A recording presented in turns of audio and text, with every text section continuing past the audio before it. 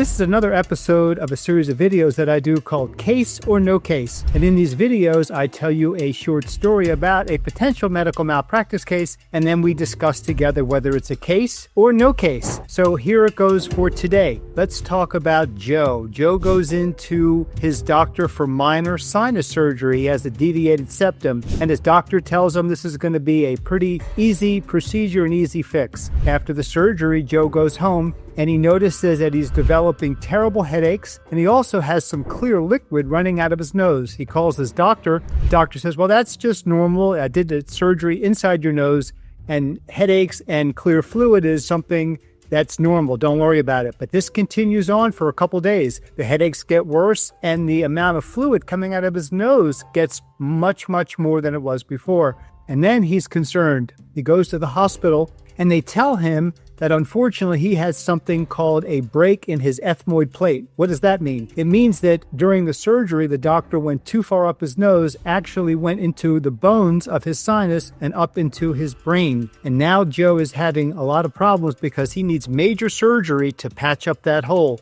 And he wants to know, is this a case or no case? Well, I've handled cases like this before, and I can tell you that likely this is a case.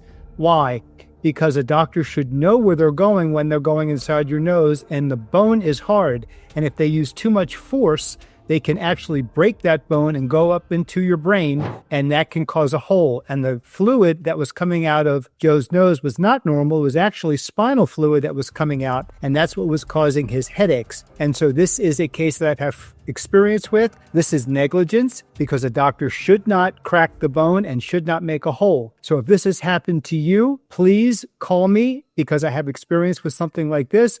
And so in this episode of Case or No Case, we conclude that this is a case. Thanks again for watching. If you like my videos, please hit that subscribe and like button below. That way you can take advantage of all of my videos. Thanks again for watching, and I look forward to seeing you again soon.